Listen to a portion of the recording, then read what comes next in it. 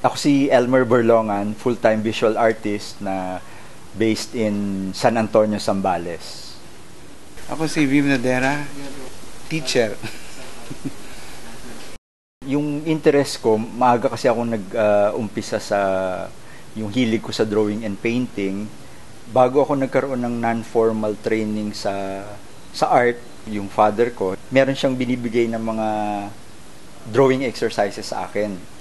Doon na nag-aral ako kay Mr. Sena ng drawing and painting from 11 years old. So mula noon, tuloy-tuloy na yung pagpipinta ko. Sinusulat ko talaga sa Filipino. Kaya lang yung particular na time na yun, sa 77, 78. Sa English kami, kasi yung teacher ko nun, crush ko yan eh. Kasi parang yung pagmamahal ko sa kanya nalipat dun sa pagmamahal ko sa itinuturo niya.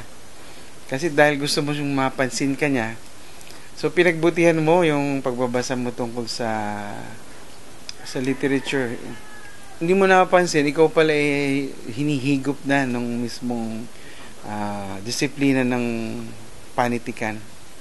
Sa tingin ko, after so many years na nasa traditional media, tapos i-try ko rin naman yung digital, no? Kung ano yung sa tingin kong pwedeng magawa ng technology. Kaya doon nga nag-umpisa yung nung magkaroon ako ng kumuha ko ng sarili ko ng iPhone. Tapos nung ginagawa ko to, naghanap ako ng mga apps na pwede dito dun sa phone na yon. Sinubukan kong gamitin yung app na brushes. Parang naging estudyante ulit ako. Kasi yung yung controls niya, yun nga parang very technical.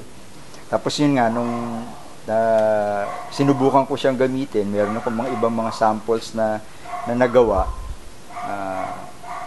Pinresent ko ngayon kay Jigo Alampay. Sabi ko nga, gusto kong magkaroon ng project na using this medium. Doon niya sinuggest sa akin, sabi niya, bakit hindi mo subukan ngayon nung lumabas yung iPad? Bakit hindi mo ngayon gawin dito ngayon yung artwork mo para mas madali? Nagkaroon kasi kami ng project noon with national artist Virgilio Almario, yung Pitik Bulag. Yung konsepto mismo ng laro, no, nakapikit ka tapos bubunot ka o pipitikin ka. Ang nabunot ko si Elmer, no, kasi ang konsepto nito, ako may tula, gagawa niya ng painting. Siya may painting, tutulaan ko. Pagkatapos ng project namin ngayon dun sa Pitik Bulag sa GSIS, nagkaroon pa kami ulit ng mga brainstorming at saka sa pag-usap na sinadya sa akin ni Vim Nadera. Sabi niya, baka pwedeng yung mga drawings mo pwede kong gawa ng tula.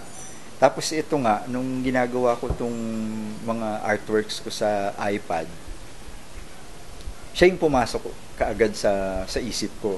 Nasabi ko, yun nga pala, meron kaming napag-usapan ni Vim na gawing interaction. Kaya nung pumayag na yung canvas, na tanggapin nila yung proposal ko para gawin itong project na to, nirekomenda ko si Vim Nadera para maka-interact ko dito sa project na ito. So nagkita-kita kami ulit, kaming tatlo, ako, si Vim Nadera, tsaka si Jigo Alampay, para pag-usapan yung project na to. Sabi ko next year, magkakaroon na ng 150th year anniversary si Rizal. Ba't hindi tungkol kay Rizal?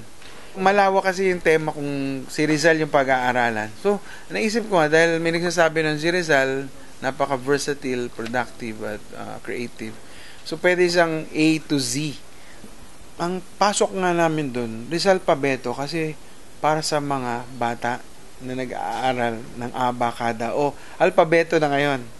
Tapos dun sa meeting namin na yun, dun sa pag-uusap namin, dahil nga merong kinalaman yung alphabet, naisip ko, sabi ko, ba't di natin gawing letras figuras yung art form, yung imagery. No? Bago ko umpisahan yung mga images ko on paper, naglalaro muna siya sa sa isip ko, ganyan. Parang ini-imagine ko muna kung ano yung magiging itsura, no? Ni-review ko nga yung mga poems ni Vim Nadera, tapos pumipili ako kung ano yung sa tingin ko na madali kong mabuo. So ngayon, pagka ginawa ko yon, iisipin ko muna yung pinaka-total form nung pinaka-letter. Tapos, magre-research ako sa internet kung ano yung mga available na images or resources dun sa sa tinutukoy dun sa tula, no? So kagaya nung kay Chudora, hinahanap ko muna yon, no, kung ano yung available resources, pero hindi ko necessarily na kinokopya siya ng buo. Ang pinaka-process niya, meron akong mga layers na ginagawa. Inuuna ko muna yung fini-fill in ko muna ng color yung background niya. Tapos saka ko ini-sketch, no? Napansin ko din dito, kagaya nung sa traditional media, na kailangan ko ring mag-umpisa sa yung kailangan ka ring matyaga, no, sa pagdating sa pagkukulay, no? Pag natapos ko na yon, yung mga finishing touches na ng mga highlights. Napatawad na po ninyo sana akong nangarap mapaganda ang mundong ito ng pag-asa. Kanino po ba ako nagmana? Ako si Elmer Berlongan, full-time visual artist. Ako si Vim Nadera, teacher.